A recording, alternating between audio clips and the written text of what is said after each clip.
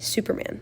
Whenever we think of a strong, confident, kind man, he often comes to mind. He has been the symbol of the perfect man for almost a century now, staying relevant all these 100 years. Especially with James Gunn's new adaptation, the idea of Superman has been both reinvented and preserved with the refreshing take on the hero. Over the past decade, Superman has become a symbol of destruction and supreme power through Zack Snyder's DC universe, which isn't necessarily a bad take, just a different take. Gunn goes back to Christopher Reeve's characterization and brings the character back down to a human level. David Cornsweet brings a specific energy to the hero that we missed in the last few years, a new take on Superman's relationship to masculinity. We get to watch as Superman learns how to be an alien amongst humans, as he is persecuted by those he wishes to protect.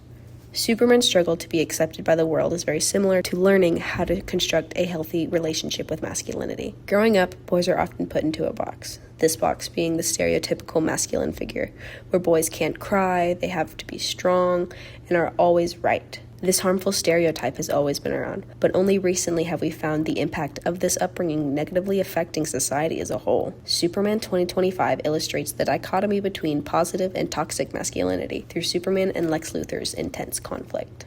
Raised in Smallville, Kansas, Clark Kent was taught from a very young age about responsibility. More specifically, responsibility for his actions and owning up to it. This sense of responsibility is what makes Superman such a reliable person. When young men are not told that boys will be boys, they learn how to apologize for things they do wrong and can reflect on their actions. Superman is able to reflect on his actions very deeply, which in turn makes him more emotionally intelligent, sometimes to a fault. In the exclusive interview between Clark and Lois Lane, Lois explains that it comes across that he didn't fully think through his plan to stop tyrannical country Boravia from invading weaker and unstable country Jarhanpur. Superman, did you consult with the president before entering Boravian airspace? No. The Secretary of Defense? Nope. Or any U.S. official before you took matters into your own hands and decided unilaterally how to handle this extremely delicate situation? and his goons were going to kill people. Yes, but the results of you seemingly acting as a representative of the United States will cause more problems around the world. More than a war that lasted between 12 and 24 hours and was just replacing one tyrannical regime with another. Is that really how you feel? I'm not the one being interviewed, Superman, but I question it. Yeah, I would question myself in the same situation and hold off a beat and consider the consequences. People were going to die!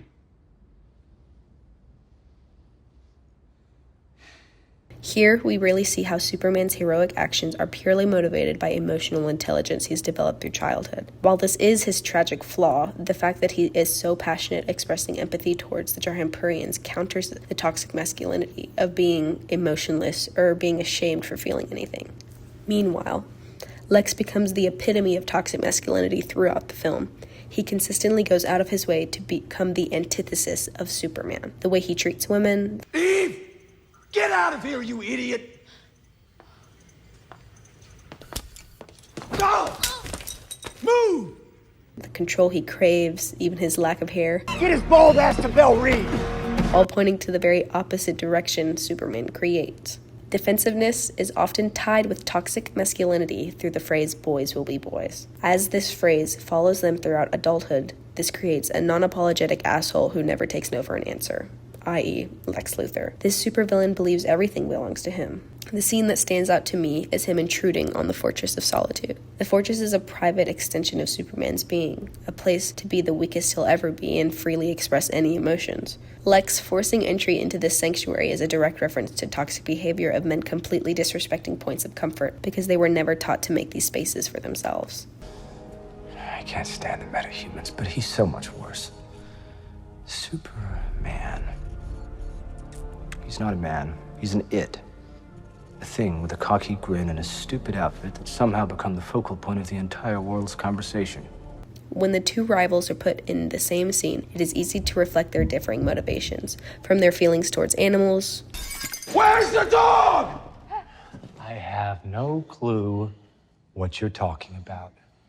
Or Luthor showing off his pocket universe. Their approach to emotions couldn't be more obvious. Even with Lex appearing to feel nothing at all times, he still deals with others' emotions harshly, disregarding them if they can't contribute to his overall plan. As we see Superman interact with those around him, he shows that he really does care what the other person has to say and truthfully internalizes it. And even though he wasn't born human, his deep empathy for mankind gets him as close as he could ever be. James Gunn is excellent at covering serious issues through means of iconic superheroes. Among all the messages he gets across, he very clearly voices the change we need to make in the way society expects men to act.